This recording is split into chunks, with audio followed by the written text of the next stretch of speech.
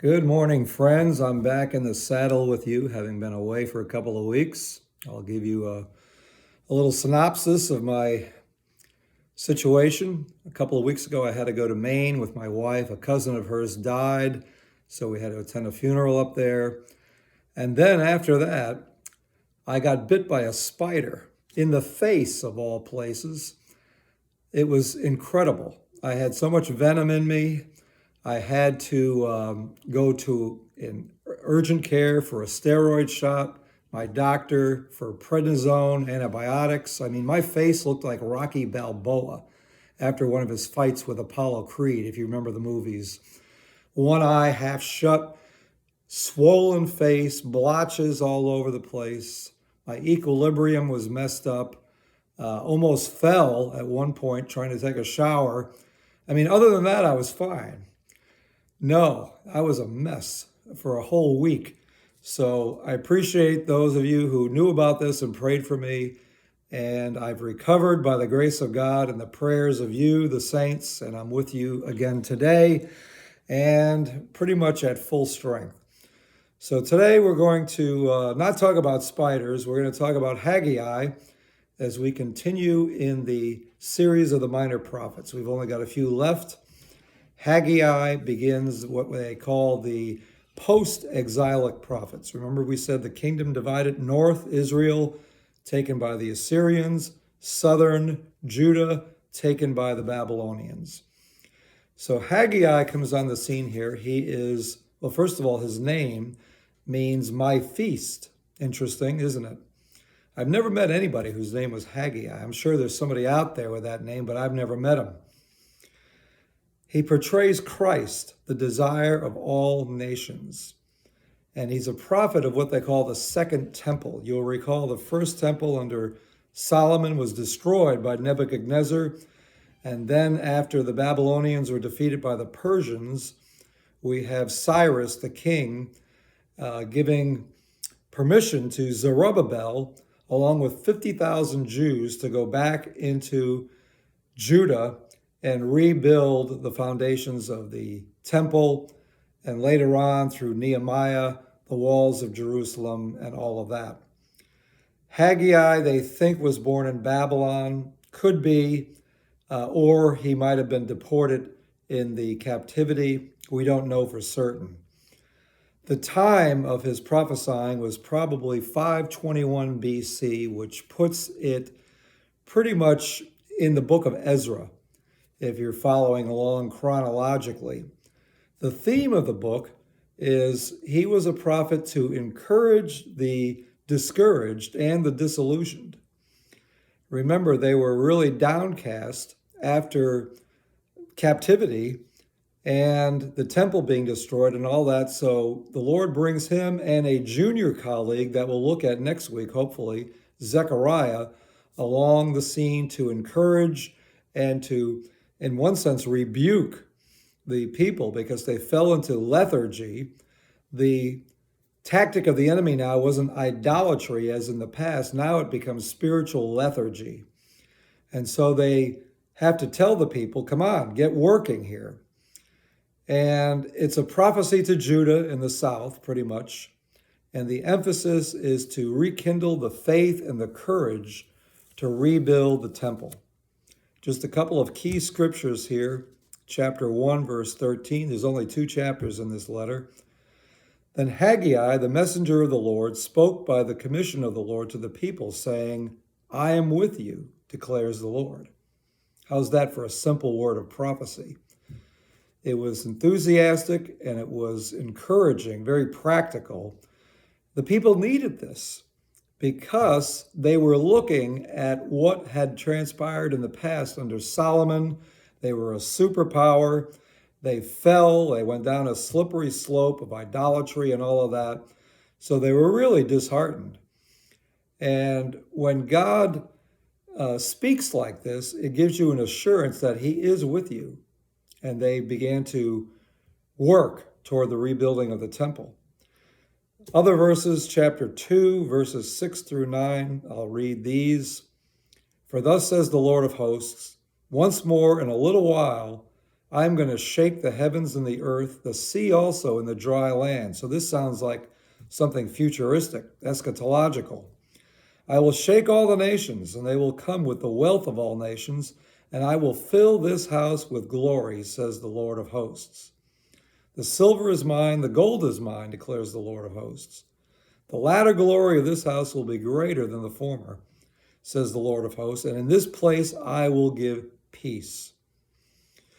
Other characters in this book, the aforementioned Zerubbabel and Zechariah, both being people that were contemporaries of Haggai, and they were on the scene here during this time.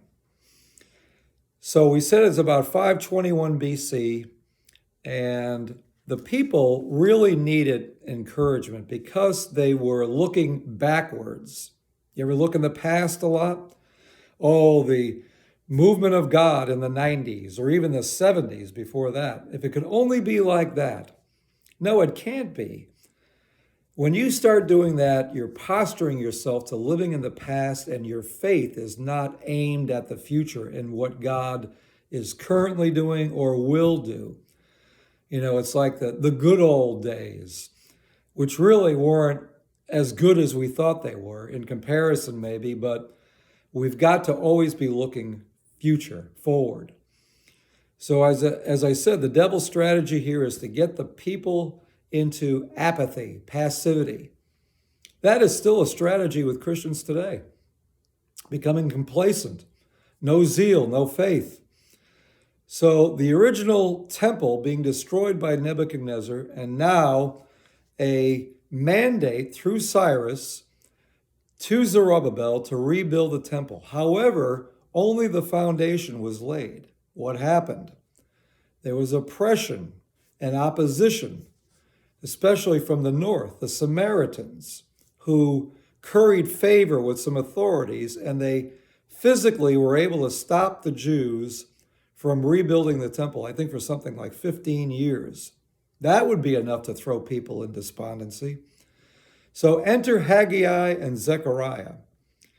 Haggai is the older of the two, and he comes along and he gives this word in chapter 1.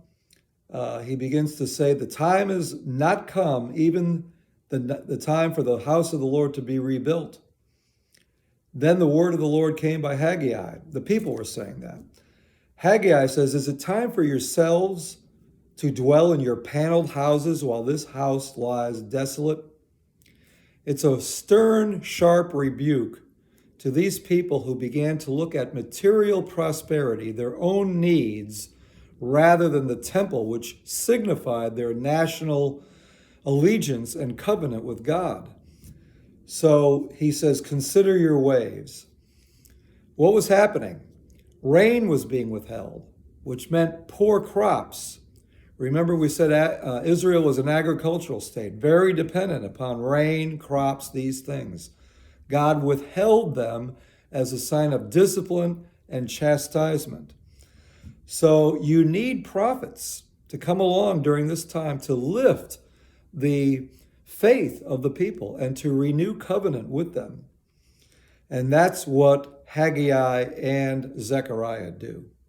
As we'll see next week, Zechariah exceeds Haggai, especially in the scope and the depth of his visions. Haggai pretty much, just being very practical, very simple in what he prophesies.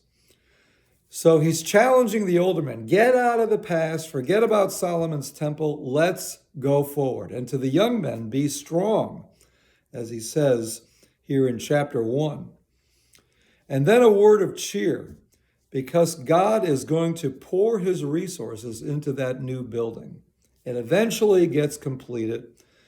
It doesn't have the Ark of the Covenant or a high priest. They're in captivity, all these things, but they begin to renew their zeal. I think Haggai probably expected, after this temple was rebuilt, for the Messiah to take residence in that temple. And that didn't happen. Remember, we've said this on the occasion in this study, The Jews thought the Messiah was going to be a military, political warrior type of a person to overthrow the yoke of Rome and establish Israel the way it was in the days of David and Solomon. And that was not the plan of God.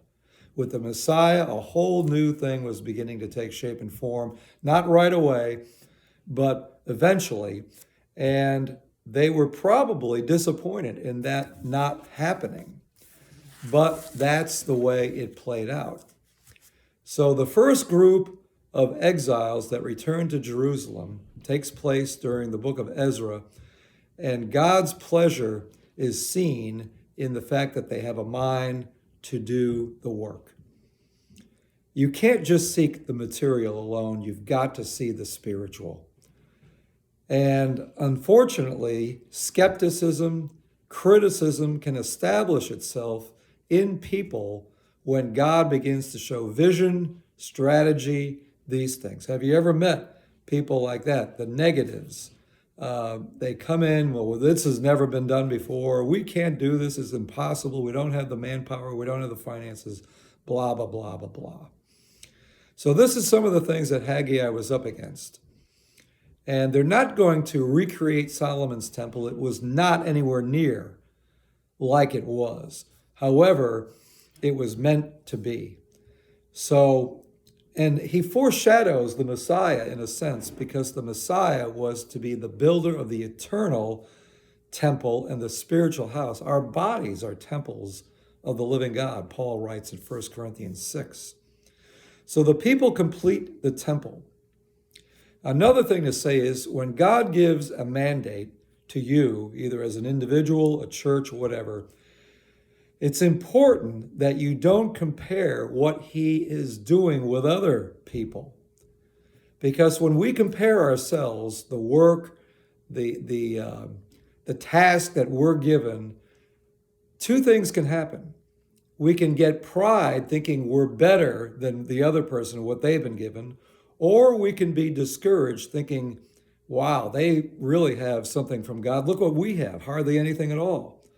So again, Paul writes about this, I think it's in 2 Corinthians, not to compare yourself with others in the task, the calling that God has put upon you. Very important. So he tries to get them away from the whole idea of Solomon's temple here. And away from the paneled houses, the material prosperity, all of that. They're living in a foreign land. They're a province of Persia, in a sense. They don't have autonomy. So they are, still under it. They're not oppressed badly like the Babylonians, who were a wicked, ruthless people. The Persians seem to be more noble-minded. Zerubbabel, he is not a king, but he is of royal lineage. He has a signet ring, which denotes authority. So they respond to his authority. And he is the one that Cyrus, the Persian king, creates an edict for rebuilding the Jerusalem temple. Unfortunately, Cyrus dies in battle about 9 years later, the date 530 BC. A man named Darius eventually seizes power, and we have, a transition there. So during Haggai's time, even though the temple is rebuilt, the priesthood is reinstituted, they're not going to be a free people. Freedom doesn't come until the Messiah, and that's a whole different kind of freedom, not from a worldly power. So these are some of the things that you need to know with Haggai and what he was dealing with. As I mentioned, he begins what they call the post-exilic prophets. All the prophets before Haggai were pre-exilic, meaning Assyria, Babylon did not captivate and exile Israel and Judah to their foreign lands.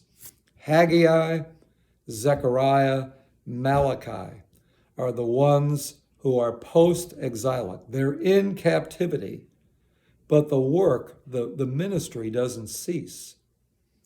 It goes to show you that even though we're under stuff, okay, and you're like, when are things going to change? Like Habakkuk, there's still a work to be done. There's still a vision. There's still something to be carried out, a mandate from the Lord.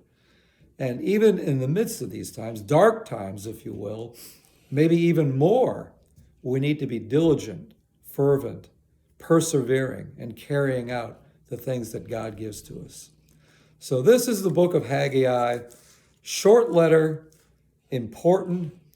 I encourage you to study it, look at it, and next week we will come to the colleague, Zechariah, which takes on a whole different shape and form in one sense, with visions, apocalyptic things, and Haggai disappears from the scene, probably dies off, but he leaves his mark in his book.